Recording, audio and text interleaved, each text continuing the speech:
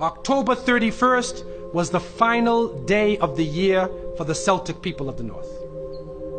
And that day was called the Day of Samhain. And this individual, wal-iyadhu billah, was supposed to be their god of the spirits of the dead, of evil again. And according to their belief, the evil spirits would rise to the surface and would terrorize people on that evening.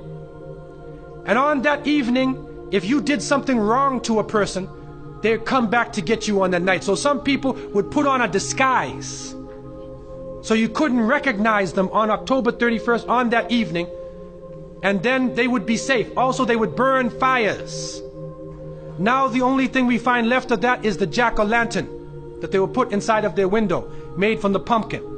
What actually happened in Europe is that the church moved All Saints' Day, a day for the saints. They moved it from May 13th to November 1st in 1834 AD. And so what they said was that the 31st night is All Hallows Evening. All Hallows Evening, which in America later became known as Halloween. Halloween. And they depict the forces of evil. What is happening now is that the children put on disguises. They dress as little devils, little witches, as goblins, vampires, anything evil, and they go out. And now with the new American way, they do trick-or-treat. And they come to your house asking for food. And some Muslims, they send their little children, and they're in little disguises. How are you going to dress and go out there? As little devils, little shayateen. And so to send a Muslim child out to trick-or-treat is a demeaning, lowering thing. You ask them to beg people for food. Then they're dressed up as a way that they're not. Then when the candies and things come in the bag, how do you know what it is they actually gave you? Is it halal? Most of the candies today are made with gelatin, with glycerin. They're made with pork products. And what is also happening is that there are some evil, wicked-minded people who are attacking children on that night. And there are literally groups of Satanists who are capturing children, sacrificing the child on that evening of Samhain, supposedly to get more spiritual power. It's happening right now. And so from so many angles, Muslims should have nothing to do with Halloween.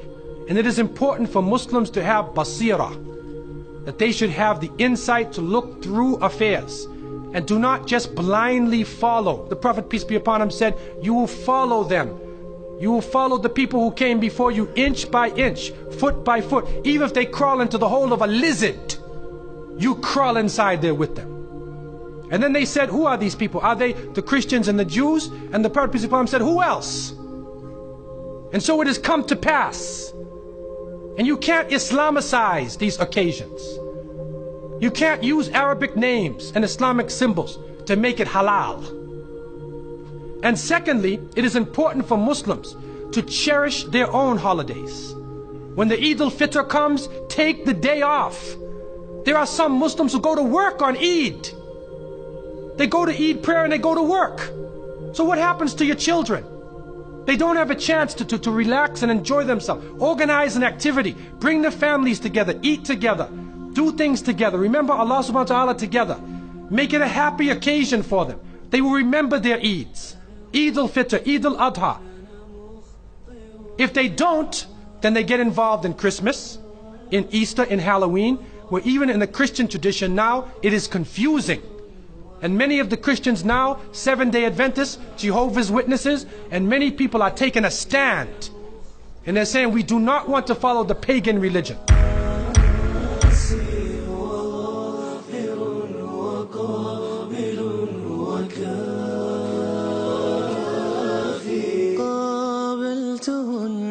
ثلاثة بثلاثة